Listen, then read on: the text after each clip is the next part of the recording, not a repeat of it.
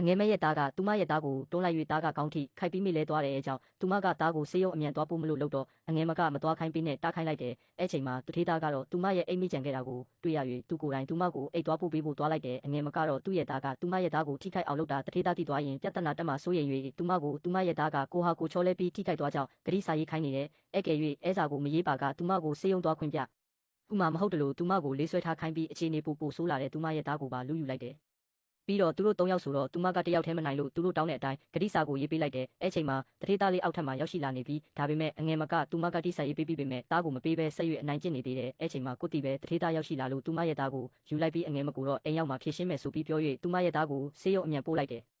ဆေးရုံရောက်တော့ဆရာဝန်ကကလေးကတွေးထွက်လွန်သွား၍တွေးဖို့လိုတယ်ပြော၍တထေးသားကလိုလေးသေးမရှိအောက်ကုန်ဖြည့်ရှင်းပေးလိုက်ပြီးသူမကိုကလေးကိုစောင့်ကြည့်ဖို့ခွင့်3-4ရက်ပါပေးလိုက်ပါတယ်အငယ်မကတော့အခုမှအရန်ဆိုးရင်၍ဒနာမငြိမ်ဖြစ်နေပြီးသူထေးသားကတော့ဒီတစ်ခါအငယ်မရဲ့လောက်ရက်ကိုဘလို့မှခွင့်မလွတ်ပေးနိုင်တော့၍ဒီအိမ်ကနေထွက်သွားခိုင်း၍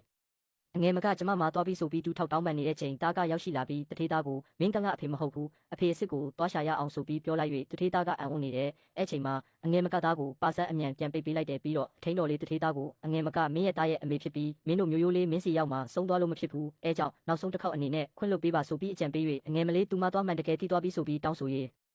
တထေးသားလေးနောက်ဆုံးအနေနဲ့အငယ်မကိုပြန်ခွင့်လွတ်ပေးလိုက်တယ်သူမသားမိ2ယောက်ကိုတော့ဆရာဝန်ကတွေးလူရှင်းကြောင်းသားကဆေးရုံမြန်ဆင်းလို့ရပြီးဆိုတာပြော၍သူမကဆရာဝန်ကိုတွေးအလူရှင်းမေး၍တွားတွေးဖို့တွားလိုက်တယ်တွေးလူရှင်းကတော့ချွေးမနဲ့မြေမြန်ရဖို့ကောင်းမှုအမြဲပြုလုပ်ပြီးဆူတောင်းနေတဲ့တထေးသားရဲ့အဖေဖြစ်နေတယ်ပြီးတော့ဒီနေ့လေးဆူတောင်းပြီးတာနဲ့သူမနဲ့သားလေးဝင်လာ၍ဆူတောင်းပြသွားတယ်ထင်ပြီးအရန်ပြောပြီးသူမကိုသူ့ရဲ့သားနဲ့လက်ထပ်ဖို့ပြောနေတဲ့အကြောင်းသူမကသားကိုတွေးလူပေးတဲ့အတွက်အရန်ကျေးဇူးတင်ပါတယ်ဆိုပြီးအမြန်ပြောလိုက်ပြီးထွက်သွားလိုက်ပါတယ်